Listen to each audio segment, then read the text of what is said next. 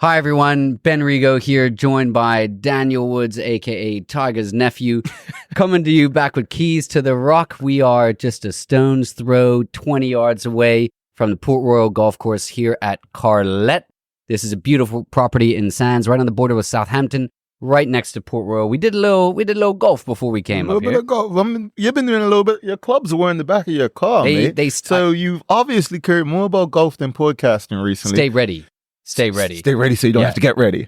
Exactly. If you prep, then you're always prepared. So anyway, it was fun, mate, but we've been doing a little bit too much of that and not enough of this. And so happy to be back here at a beautiful home with so much potential. And we've got a wonderful guest today. Yeah. So today's episode is Keys to Architecture. So we're going to be joined by the lovely Tika Gilbert of Tika Gilbert Architecture. And she is going to be sharing all the ins and outs that we need to know, especially as, you know, right now I'm seeing a lot of fixer-uppers on the market. And so it's one of those things that works out really, really great because you need to know what you're going to do, how you're going to design, how you're going to prepare a home to get ready, and all of the stages that it's going to have to go through. But as we're talking about Tika Gilbert and her being our guest for this episode, we have to give a huge shout out to Matthew Gerardo. Joshua Bates from Joshua Bates Trading, and he was very informative last episode at Willoughby, a beautiful listing there as well. But talking all the ins and outs of what they bring in, appliances. They even, I had no idea, bring in furniture and stuff like that too. Everything. So, everything. He's a man of many hats. Yeah. You know? He's opening up a lids as well, I've heard. So what? You're just man of many hats. By the way, speaking of dad jokes. I got thrown under the bus a little bit. By the way, I don't even have admin rights to the account. But yeah, some people might have seen on the Instagram. There was a little our Ben's dad jokes good, and I believe we had 75% votes for yes. Yes, I did tell my wife to do a vote for yes, but thank you to the others who voted. You rigged it. Yeah, exactly. 4 people voted. Yeah. No. Your wife was one. You was another. I thought it was 20. And you probably have an account for your son. That's the 3 votes, and I voted no. Let me get my 3 vote out. Man. But no, actually, since we're talking, and I'm getting back on topic because this is a real estate podcast, not a dad joke podcast. I'd like to just sort of get a pulse of people hidden right behind us. Hey, wait, golf club. Yeah. But what's the market like right now? I mean, go ahead. Yeah, I mean, probably by the time this airs, no pressure to the crew. Hopefully it airs very soon. I dare say what the date is today, but the market is in technically a slower period, just simply due to when this is within the calendar year. So August sort of December times of year, it is just a little bit slower. A lot of people traveling and things like that. Yeah, but there's even just some other new listings that over the last couple of days I've been talking with different owners about, and a lot of people are maybe tabling the idea of launching them and waiting till September. When things pick up a bit and then everyone's refocused, kids back in school. Yep. But no, the market's in a normal place that it would be in. But it's been going well. Awesome. And so the last point that I just want to bring up, I don't know if I touched on it last time, but anyway, there's this thing called right now, it's been sort of government pushed, and I think it's just like a lot of people don't know about it, but it's something that's pretty awesome. It's called Approved Residential Schemes. Have you heard of that, Ben? You can inform us all. Okay, so there's basically a few lots in different parts of the island that have been specified for redevelopment, foreign investment, all of that, where they're able to basically develop at a larger scale with, benefits and different things like that to really, really push and promote development in Hamilton and everything like that. Yeah, so it's very similar to the EEZ, Economic Empowerment Zones. And so it's one of those things where they're really just trying to get some dollars and people pushing towards creating some investment properties that are really focused on just, getting direct foreign investment. So it was just one of those things where I don't think everyone knows about it. And so, I mean, reach out to myself or do your own research on your end. It's something very much pushed. And I think it's just a good opportunity for people to use group economics in a sense to sort of try to work on some deals and find these different fixer-uppers and these And for different long-term, assets. I mean, my goodness, this being our 75th year in business, we have ads from way back when of whether it was a lot of land on the water or a large house, a small cottage, and it is unbelievable. Of course, back in the day, it used to be pounds, and there's places that we have old ads, in the archives where it was £20 a month, or for an actual big property, it was £5,000 to purchase and all these things. And so real estate, it's not like the stock market. Generally in Bermuda, it's, whether it goes up and down a little bit, but in terms of the long-term investment, it's always a good one. And that's kind of very much like one of the next frontiers in Bermuda. So even you, big ups to you, because I know that you recently, or I guess fairly recently, purchased a property in that kind of area. So my mate's doing well for himself. So well done. Yeah, bless him, boy. But a multi-unit place there. And hopefully you had a good real estate agent involved in the process. But shout out Rachel Sawden. And me. But anyway, and shout out Rachel. But yeah, so it's it's great. So yeah, reach out to either of us. And speaking of that, because I'm going to be redeveloping a bunch of units, that's somewhere where I've had to tie in an architect to come and help me out. I didn't tie in Tika. I should have, now that I'm, we're filming her, but I had to tie in an architect to sort of draw up my plans and go through all of that scope and the landscape. And we're going to be going to planning and the whole process and whatnot. But it is getting hot. The sun has come out. So with all of that said, we're going to bring our guest on. We got a bunch of questions for her. I had my awesome, he's not really my intern, but my awesome summer friend, who's studying architecture and really, really bright kid. And so he actually added in some questions that he wanted to know more information about. So I'm very excited to talk to Tika. He's very excited to meet Tika. He was like a little, like a group, like a schoolboy. I can't wait to meet Tika. Yeah, he gets like that. He gets like that. So here we are. And let's see. Can't wait to meet Tika. So let's bring in Tika right now. All right. Cheers. This is what we do. Welcome back, everyone. We are back with Keys to Rock, season 2, episode 4. The Quattro. We are inside because little do people realize no pain, no gain. There's a lot of sweat when you put the uniform back on. I thought, I retired it for the summer, but now we're back. We're under the fan. It's only one Ben Rigo. But anywho, big thanks to our sponsors. I'm going to go through them real quick. Hamilton Legal. Love that guy. Matthew Kelly. Great guy. One Communications. They deal with my internet. They're not like, nope, I'm not going to crack that joke. And then we also have Green Light Energy. I'm going to be looking at solar soon. So I'm very excited to talk to Cam and get him to come give me a quotation of all of that detail. But anywho, big thanks to those guys. Without them, this would not be possible. And now, as we're really getting into it, we are now joined by, as you can see, our lovely guest, Tika Gilbert of Tika Gilbert Architects. This very soft-spoken lady is going to give us the rundown. And we're just going to hand the floor right over to her. Decibel levels, everyone, you might have to block your ears. Yeah. Turn the volume up on your computers. But soft-spoken, but huge impact. Yes. Huge impact. But welcome. Welcome, Tika. And we'll just start. Just tell us a little bit about yourself, what you do, and what you offer. Thank you very much for inviting me for Keys to the Rock episode today. Yes, so I'm an architect. I opened Tika Gilbert Architects a few years back. My background is interior design, so I offer interior design and architecture. And I do also offer visualization services, which I incorporate as well into my architecture and interior design. Fantastic. Yes. So what are some of the, biggest projects or things that you've worked on over recent times? Because I believe you were abroad as well before you came back to Bermuda. Yeah. Actually, before moving to the UK to study, I worked with Cooper & Gardner Architects and Batella Wood Architects. So I worked with quite a few projects. Big names. Yeah. The hospital, Daniel's Head, Sonesta when it was the Sonesta. Yeah. Daniel's Head was a failed architectural project, I think, unfortunately.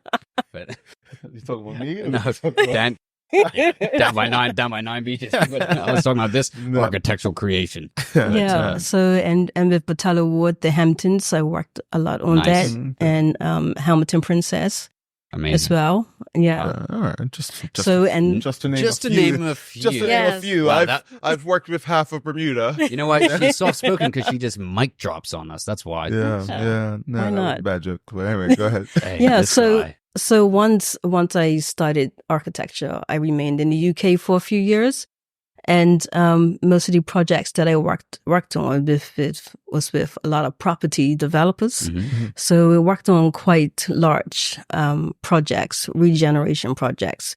So it would help maybe something up to 400 houses being developed Wow. over a period of time, and then also a few tall buildings as well. So I done a lot of specialty in residential high-end buildings. We could Fantastic. use Yeah. 400 houses in Bermuda right now. I will tell you that. Okay, so now, as in layman terms, just explain sort of, I guess, what is it and the role that you play? What is it that you do when it comes to, so if I'm the client and I come up to you, what is it that you are actually going to assist me with? What's the services? Well, first of all, when someone contacts me, I like to send a email or a document back to them and just ask them a few questions. And some things they can get on my website as well. So Which is? www.tga.bm. We're going to put that, And we're going to put that in there. Float that around. There, let's We're put going to it. make it bounce as well for extra work for the editing crew. Yes. TGA.BM. .bm. TGA. Yes. What color of the font should we go with? For the, Oh, sort of like a light gray because We're I've gonna- got on black. we're going to make it light gray. Yeah, Thank Yes. you, we can do that. editing team. Good clap for them. So back to the Yeah. question. What is the role in the document? Yeah. What would that sort of be asking? So first of all, basic things. What's that, sir? Just ask that question again. He's gonna clean up that table because we didn't. Shot the shot. All right. Yeah. She was talking so loud. It's, Man, we might not get this volume back. we've lost it. I may have to She have lost a her beverage voice. or I couldn't hear what you something. said, so. What? Dante, we're Stop putting it. you to work today, mate. Love it. Poor Bounce over there sweating. Sorry. I say you're over there sweating. Yeah. It's a heavy table. Somebody needs to potter. My Trey, face. Trey. No. Oh, yours, A little, yeah. a little makeup. That's Trey Keynes. That's Trey Keynes. He's going to be applying for the scholarship next year. Yeah. Why not? Doesn't know. Where does that mean then? Feel that. That's fine.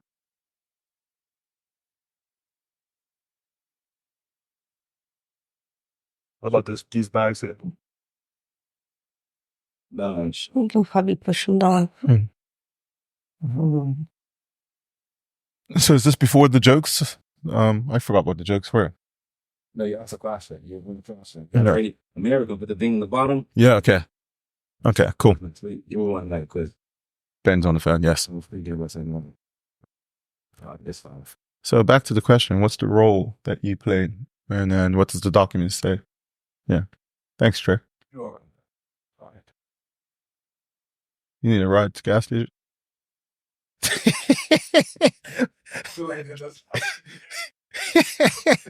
His bike cut out on the way here and No. he just ran here. 30, you good? All right. 3, 2, 1. Just keep it going. Yeah, Go ahead. no, Okay, go. 3, no. It's part of the brand. 3, 2, Yeah. 1.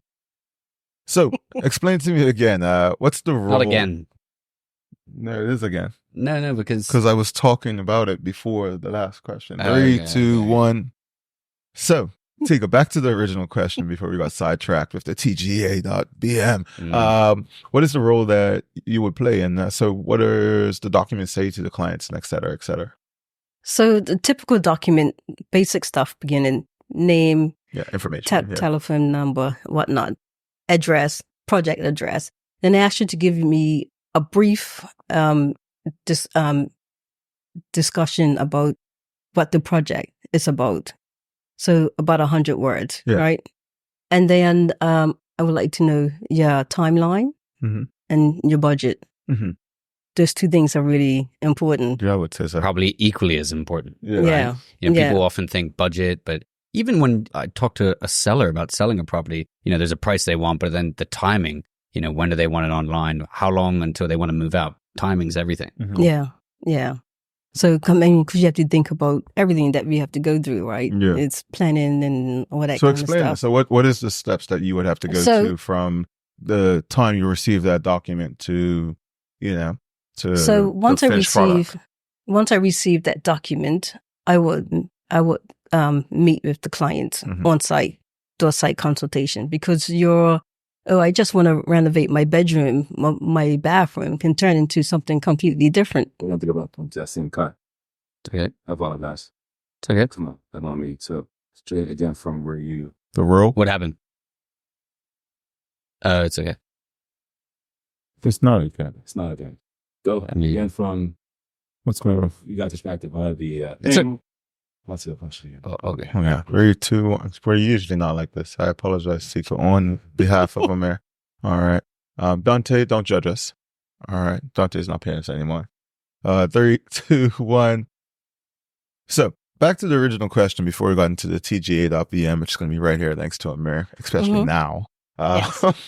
What is the role? So on the document, I know it will be like sort of the basic information, the Mhm. facts and the information about the details, but what's some of the key points that need to be really collected for you to know what you're getting yourself into? Yes. So project location, Mhm. because most times it's different from the actual Yeah, the address, or right? whatever. And then I just need a brief synopsis of what the project involves. Yeah, what they're trying to accomplish. and Yes. all that. The project that timeline, Yeah. their project timeline, and then their budget.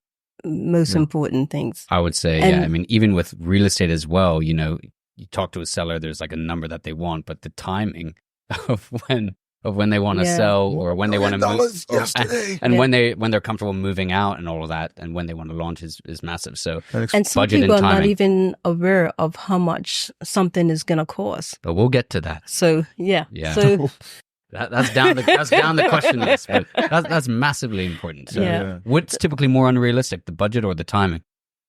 That's a good question. Thank you, mate. you're right. Full. And that was not on the list, so you know we're off the cuff. Yeah. These episodes are not Yeah. scripted. So once I receive that document, I will meet with the prospective client Yeah. on site to see what's really going on, because you can have the renovation to 3 bathrooms or something, but the house was just built 10, 15 years ago. Mhm. So it was modern back then, but it needs to be upgraded for modern today. Mm. But then you can have a house that was done in the 1960s, right? Mhm. And it requires more work. Yeah. And I You gotta think change the the, pipes, everything. It's just full gut. Yeah. Yeah. probably not an issue, but it's probably also brings more business to all of our trades. But you know, the popularity of all these different real estate TV shows or like HGTV, like home flipping and all of that. Yeah. Of course, it's way more difficult. You know, all these walls in this house, they're not all drywall. Yeah. So you can't just be like, move No. that bus and in a weekend it's That's gonna be what I was thinking. it's gonna be a different house. I was thinking But yeah, I mean, so when you're in that position as an architect, like I'm sure you have your own preferred style for your own family, but when Yeah. you are, how difficult is it to sort of embody the wishes and desires and the tastes of someone who might like overly modern or overly traditional or somewhere in the middle? So is that difficult? I like to spend some time with them and say, you know, what is it that you like? They can probably show me a faucet and like, I love this faucet. So we design everything around Yeah. that faucet, you know? Yeah. And some people say, we want something just like the old traditional Bermuda home. Mm-hmm. So you have to be flexible. You have to have the knowledge to be able to go between those different designs. You Yeah. got someone else. I went to Greece and I want my Yeah. house to be Yeah. just like that. You got to Yeah. sort of And- meet people where they're at type Yeah. thing a little Yeah. bit, right? Yeah. Mm-hmm. And so since Ben asked 2 questions, I'm going to ask 2 questions. Not that we keep count or score or anything like that, but so my first question would be is from my valuation standpoint, do you take into consideration things that would essentially add value to the property versus, the wants and need? Like we mentioned faucets earlier. In my head, faucets isn't going to be a game changer for evaluation. You've never seen some faucets, mate, but some of them are game changers. Most of them are not. So I'll ask that question first, and then hopefully Ben lets me ask my second question before he butts in. Yep. So yeah. Yeah. So, like I recently redesigned someone's house, and it was very, very old and had a Italian style interiors and whatnot. And so the clients came in and said, we want to modernize this whole thing because we are thinking about in whatever years down the road, we may want to sell it or we may want to rent it out. Yeah. So, what about the kitchen Got to keep and the bathrooms and whatnot? And how do we try to open up this space? Because now we don't want just 3-foot door openings everywhere. Right? Yeah, compartmentalized. You want to try and open things up because you want to speak to that person and that person. Yes. You want everything within eyesight, right? Yeah. Especially like kids and things like Yeah. that. And so there's little things do factor in. Yeah, no, for sure. value. And then so my next question was, and it's funny you just mentioned it about people modernizing properties. What would you consider sort of the latest trends per se that you see maybe across Bermuda or just generally speaking? In terms of like, what does that look like, right? Like, I want to modernize this property. Is there something that everyone is doing now, and that's the go-to thing? Everyone's going to neutral colors, and that allows them to bring in furniture and other little pieces that can uplift it however they want to. Bring in color if they wanted to make it seem like they're out on the beach. A cottage or something like that, they can dress it up with color. Okay. Any other bathrooms or cabinets or countertops or faucets? People are starting to go with color. Yeah. Two-tone colors. Okay. People are starting to bring in textures. We're not seeing much tile in the kitchen. Yeah. We're doing slabs the same as the countertop. Okay. And people are starting to see. When you say tile, you're talking about the backsplashes The and stuff? backsplashes. Okay, yeah, cool. Just So clarity for the audience. I knew what you was talking about. So I'm that's proud of you knowing backsplash, but anyway. I watched TV, HGTV. Yeah. So that same material you see on the countertop for just mesh right in. And it's easy to clean.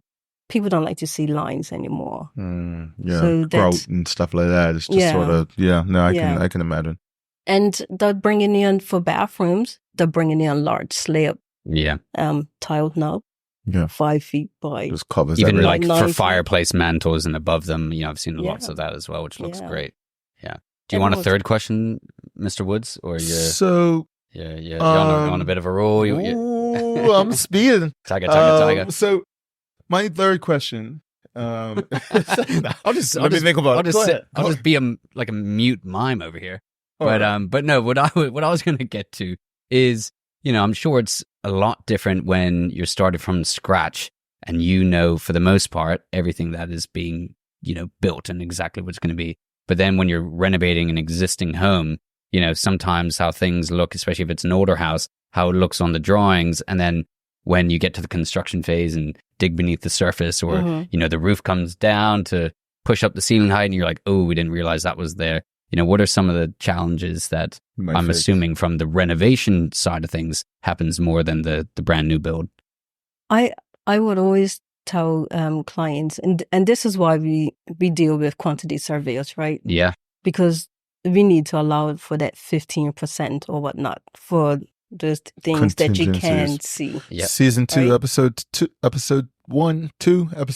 Yep. Quantity surveyor Robert Richardson, Compound Property Group. Go watch that. Them up, like them. Anyway, sorry. Yeah, I mean, for instance, I met with Robert, Daniel, yeah. you and Robert. I wasn't there, but Robert, I was there not too long ago on a very old listed building. Wow, listed building. And can you just explain for the watching viewers and for Daniel what listed properties are? For Dante. It's Yeah, for Dante in the background. For, it's a very old historical home.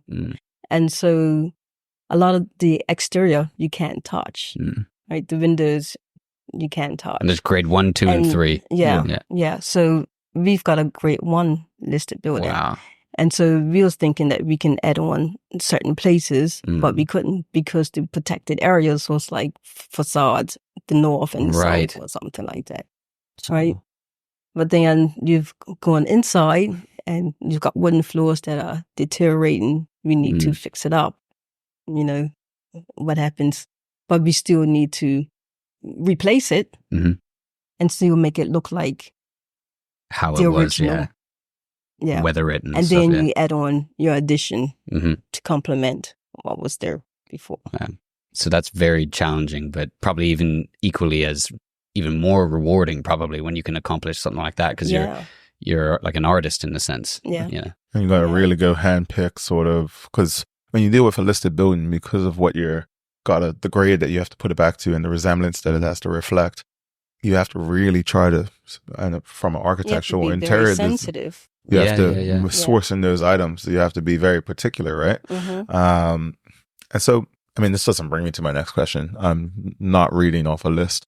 But kitchens and bathrooms, hot ticket item, as we mentioned earlier. Yes. Those are like the most expensive. And at the same time, from a valuation standpoint, you know, that's some of the key things that get looked at, right? Because those are the common spaces per se, right? Like in my reports, those are the ones that we take the pictures of. Yeah. Because those are the common spaces, and what state those are in essentially can reflect, you know. Well, people deduct, unfortunately, you know, every list price for a property for sale really and truly should be in the current existing condition. Yeah. You know, you don't, but a lot of the time, unfortunately, buyers will be like, oh, I need to do 50 grand in the kitchen. I need to do 10 grand in the bathroom. Yep. And then they're like, oh, okay, they take it off the price, but that's not how real estate works. But that's what a buyer does. Yeah. But that's not what a seller does. It's true though. Yeah. But you know, people add up those costs. Those things are fixed already, right? Yes. You're not moving in, and it's not a sofa, so you can't take it out. Yeah. And I'm like, if it had a nice kitchen, the price wouldn't be this. It would be higher. You know? So it's a big thing. As soon as people walk in, it's like, oh, kitchen's got to go. We just need to take that's the most important out, room in the house, right? the kitchen. And the bathrooms. Yeah. And even talking to Gerardo, Matthew, on the previous episode, some of the prices and the different, you know, what he went through, and it's so much more information that I didn't realize initially, into just the spectrum. The lifespan of the appliances and bang for buck, and even just the elements in Bermuda, even getting parts for certain things. You know, there's a lot of different things to consider. And we bring everything in. Yeah. Right? The weather out there is different. Yeah. So you really need to work with someone that knows the island. Locally trusted sort of because vendor. The humidity, once that stuff comes in, it takes a couple of months to try to adjust to the weather here. Yeah. So outdoor furniture as well. I mean, it might look great in a magazine in Florida, but it's not going to look good after one summer and winter outside here. Especially if you're close to the water side. Yep. Or the salt water. Yeah. So, salt spray. Yeah. So another question, and this is more for the listening audience and actually myself, because I've told myself I'm going to be a DIY guy, but that hasn't really materialized. Do it yourself. Yeah. I assume everyone knows what DIY. Anyway, what is from an architectural or interior design standpoint, what's some like tidbits that you might be able to share in terms of DIY little bits and pieces that someone might be able to do to enhance the property value, or some stuff that you might say, oh, actually, you might not need a contractor for this. This is where you can cut down on cost or some, you know. You can do the painting.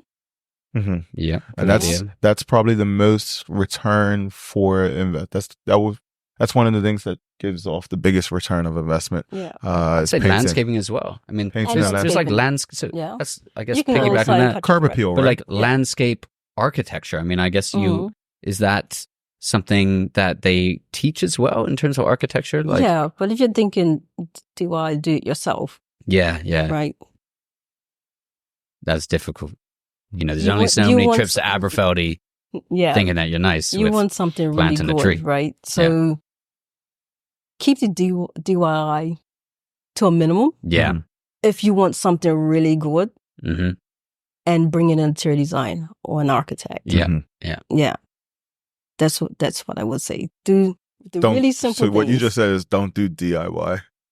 Keep Un- it simple. unless- Keep it unless you're simple. a contractor. KISS. Keep it Unless you're a simple. contractor and you know what you're doing. Yeah. Because you can walk in and, I went to so-and-so's house and I saw this arch and I think I'm going to open up this and I'm going to do this arch. Yeah. That arch is no longer an arch anymore.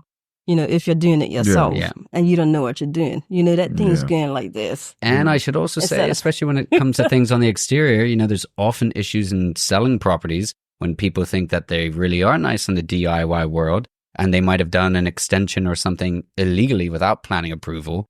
And then Yeah. that is a big issue in sales. And then that opens up a can of worms, and that's for another day. But Yeah. I'm sure you come across that where you Yes. need to fix bad DIY, Mhm. Yeah. So, And you kind of nicely just have to let the client know this is what we need to work on yeah. in order to bring the value up, Yeah. to get things to work. Yeah. No, for sure. Yeah. Any Okay. more questions, Ben? No more questions. I mean, You have questions? architecture is build it and they will come. It's a very, but it's an ever changing thing. What I love about it is it's fluid, right? And that's what's amazing. So it's super important. And, Yeah. thank you so much for joining us. No, actually, Thank you. we do have more questions. We do. Remember earlier I mentioned the summer student friend. Does he have any questions? Behind the scenes. So you do. What's a question that you might have? This is Trey Kane speaking.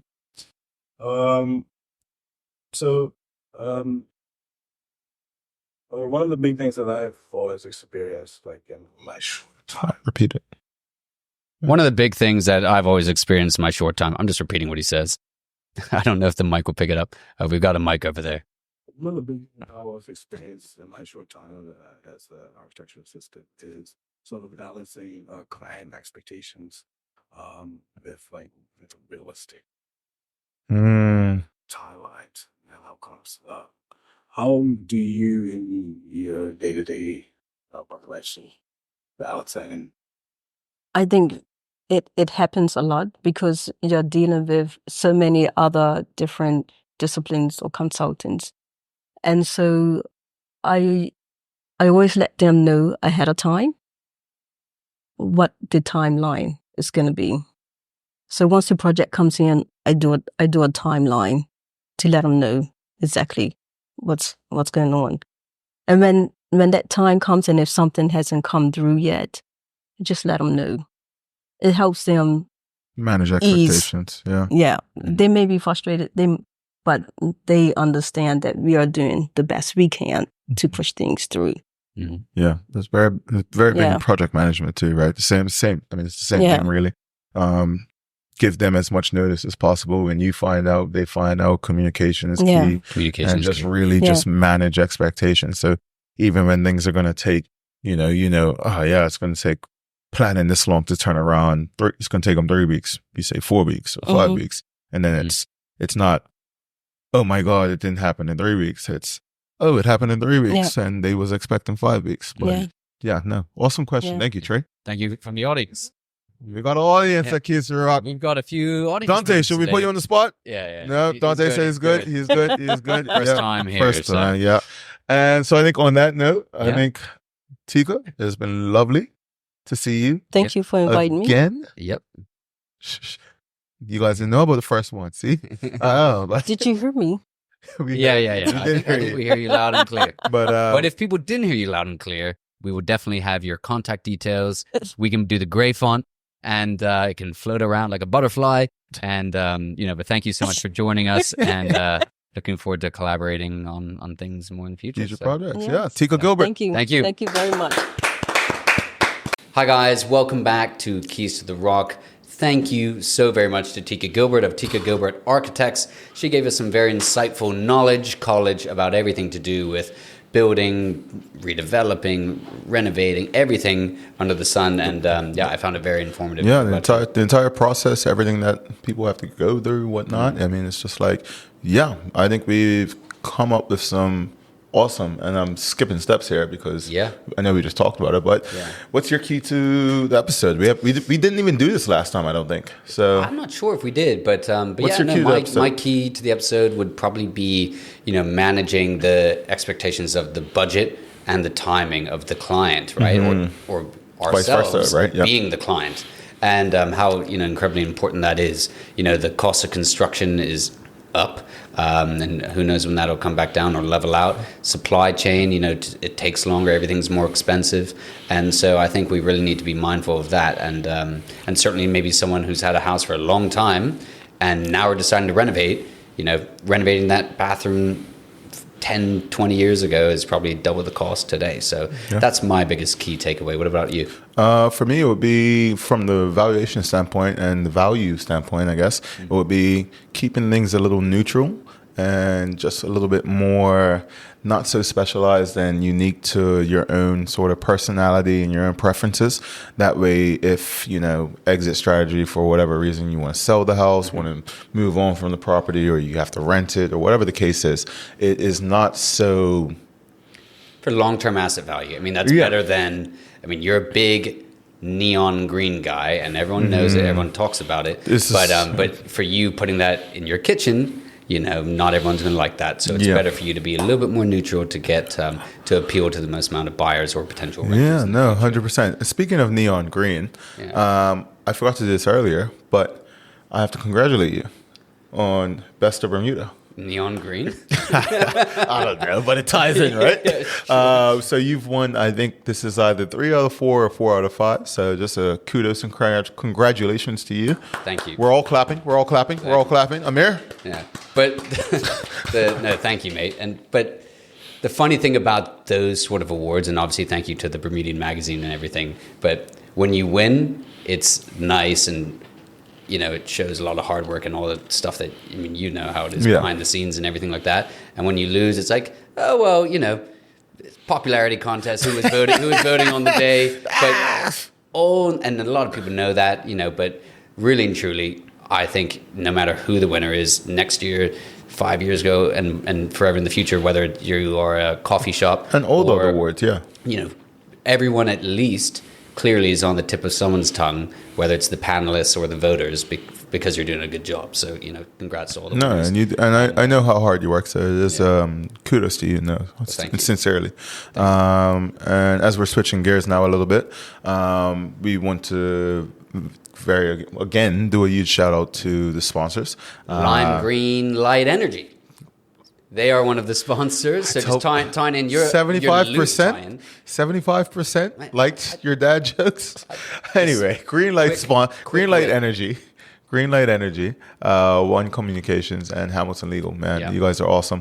And I know it took us a while to get this back up and running. So I appreciate you guys sticking by us. We got to remake communication. Yeah, we're not, hope that you're still sticking by us. But we're not good enough at golf, so we're definitely we've got a lot of episodes in the queue. Yeah. And so we're drip feeding those out to you all, and got some amazing guests and properties and everything like that to come. And certainly, as we always say, if there's ever any sponsors who obviously want to be on the episode, talk about their business, or even just individuals or different businesses, more than happy to have that. Definitely always happy to have different guests in the crowd, as we've done today, and people who can ask questions. And big thanks to the team behind the lenses. So I think, is that everything? I think that's everything. Thank you. Anything else? No? Oh, small business shout out. Yeah. So we're actually not going to do a small business shout out. I'm not sure if it's a business. Well, we made some money off our first event. Was that the intention? Yeah. Hopefully not. So anyway, what do you call? Don't act like you don't know the name. Honestly, it's slipping my mind. You run. Grateful Miles Run Club. Grateful Miles Run Club. Yeah, so you should come out sometime. I would be up for it, sure. So, he lied. He just lied. I would. Lied. Yeah. But yeah. So talk about that. So we started. Yeah, we started a run club, Grateful Miles Run Club, and it's just really been a social running club. Man. It's been fantastic. Most recent run had about 100 people out. Be a great place for you to come network and hand out business cards. It's not the intention. I'm not there to make money. I'm there to just be grateful for the miles, mate. So, but no, that's But great. no, And so it's been awesome. So we had our first event. We got some sponsors lined up, and we're just, Sunday mornings we've been running at 6:30 or stretching at 6:30, and then taking off around 7. Wow. And you have to close down some roads eventually. No, yeah, 100 people. So we've had to be very particular about parking and where we're going to be located because it's just been that in demand. It's very popular in other places around the world. So Yeah. but Well, give a follow because I do follow the Instagram page. And, and Amir's got his arms crossed, so I think it's time for us to back this up. Yep, exactly. So anyway, once again, another episode. Ben Rigo, Daniel Woods. Thank you guys so much. Thank you to the guest, and looking forward for more. So cheers. Like, follow, and share. Have a great night. Bye bye. I got last word.